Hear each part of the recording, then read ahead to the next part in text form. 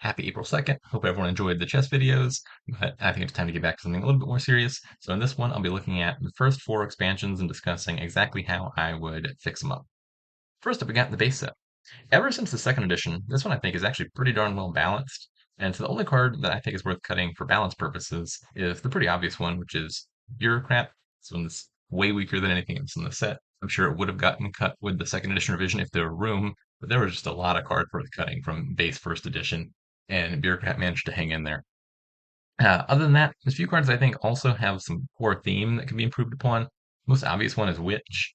The rest of the set is all historical medieval stuff. Witch adds a more high fantasy magical element that I just don't think meshes with the rest of the set, so I get rid of that. Plus, Dominion's like 13 and up. You don't need to be teaching teenagers witchcraft. They do enough of that already. Next up, one that's maybe a little bit more trivial, but has always bugged me, is Militia. Firstly, the art's not even depicting a militia, it's just depicting two random people. Two people does not a militia make. It could make more sense if we're titled something like thugs or goons. Also makes more sense with the attack. It's not well structured or anything. You're just beating up on your opponent. And so I think militia is not really the right theme for the effect or for the art that it's got. And last, but definitely not least, Bandit. Bandit honestly has done nothing wrong. It's a perfectly fine card, but it would just be a failure theme not to cut it, given that it's literally called Bandit. Intrigue. First up, balance changes. I think the biggest problem with Intrigue is that the cards aren't aligned quite closely enough with the cost. If you're a new player, you're essentially trusting the designer to have costed the cards accurately because they don't know themselves what the best card is to buy. And so they're assuming, oh, if I've got 5 money, I should buy the fives because the fives are probably better than the fours. Intrigue violates this principle in a pretty major way because the threes in Intrigue are some of the best three cost cards in Dominion: Masquerade, Steward, Swindler, etc. And then you contrast that with a bunch of mostly fairly mediocre four costs like Secret Passage and Diplomat. So I'd cut at least one of the power threes out of there. Arbitrarily, I'll just pick Swindler to get the X.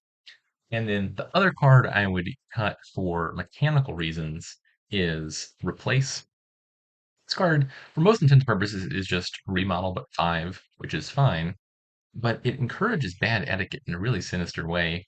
It rewards you for crashing your provinces into more provinces, which I think is pretty much universally considered to be bad manners. Because you're not even scoring any points. All you're doing is causing the game to end more quickly. You didn't want to play Dominion. Why'd you sit down and play Dominion? You should have just said, I want the game to last 2 minutes so we could have played tic-tac-toe or something instead.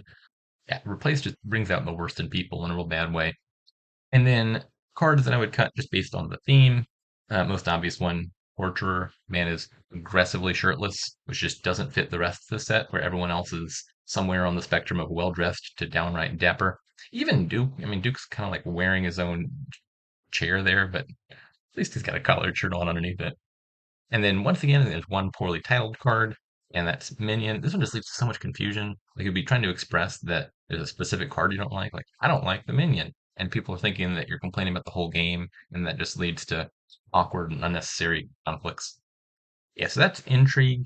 Actually, there's one more card that I think is worth cutting for reasons of typographical error, which is Masquerade. I don't know how this didn't get caught in the second edition. Masquerade is like the strongest attack in Intrigue, and they forgot to put the attack type on it, which creates a lot of mechanical problems in the game actually as well, because it means Masquerade isn't blocked by stuff like Moat, and that just gets a little bit annoying. So yeah, Masquerade's probably good too.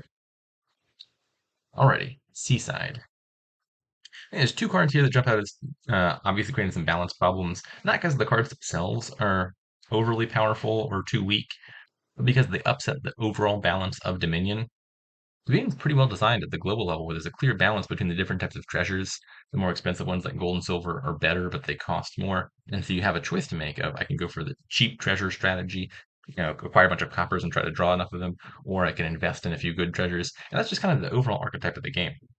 And so it really sucks when there's a card that specifically hoses one of those strategies and then forces your hand into going down one of the other paths. And this set has two of them. First one, obviously, Cut Purse just specifically bullies the copper strategists, which totally unnecessary.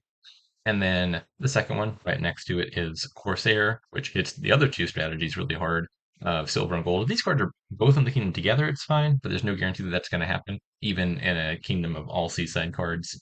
I think the theme of Corsair is lovely. A pirate ship that's stealing your treasures. I think if you had that pirate ship hit all three treasures equally, that might be a bit of a better card. And then two cuts based on theme. First, the obvious one, Gone Witch, still a fantasy setting in an otherwise more historical medieval game, not falling for the superficial. Oh, we put the word sea in front of it, so it fits in Seaside. Nope, no watery turrets in this kingdom. And then, secondly, Blockade. I think this one's just a bit in poor taste given all the trade wars and stuff that are happening right now. Maybe we'll get a pass if this were in the first edition of Seaside and was printed way back when, but this just came out in the second edition like a few years ago. So, no excuses there. And then lastly, I'll cover Prosperity. Of the first edition cards from Prosperity, I think there's only one remaining that still deserves the cut, and mostly for reasons of Stare Decisis, that is Rabble. There's been a number of cards with similar effects where it draws a card for you and then does something to fiddle with your opponent's top deck a bit and make them reorder it, like Spy and Fortune Teller. All those other cards got the axe on account of being a little bit too slow to resolve, especially repeatedly when you play the card multiple times. Not saying that's correct or incorrect, but that's the precedent that's been established. And so if that's the rule and you got to stick to it, Rebel's got to go too. Then there's two other cards I would cut here, both of which are new in the second edition. I'm not really sure how they didn't get caught in playtesting. The first one that irks me is Clerk. If you've ever taken a class on literature, you've surely learned not to insult the reader's intelligence in your writing by over-explaining yourself. I think Clerk is just incredibly guilty of that. Everyone who's played Dominion at least once has already learned their Dominion ABCs. At the start of your turn is the action phase where you play your action cards. And then B is for buy phase, where you play your treasures and buy stuff. Lastly, C is for cleanup. You clean up your cards. I don't understand why this one card needs a special reminder. Like, hey, remember, this is an action card. You can play it at the start of your turn. Yeah, we all already knew that. And then the last one I would cut is Charlatan.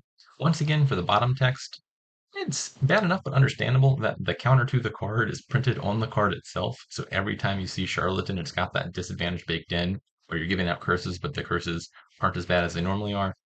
That would be understandable at least. The thing I think is irredeemable about Charlatan is that it's a global effect that applies in every kingdom with Charlatan in it, whether you choose to buy the Charlatan or not.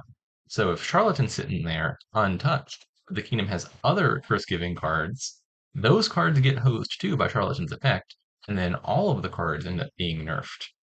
And again, Dominion I think is at a global level very well balanced, and so you don't want something like this that throws off the balance of a key mechanic, especially something as important as attack cards.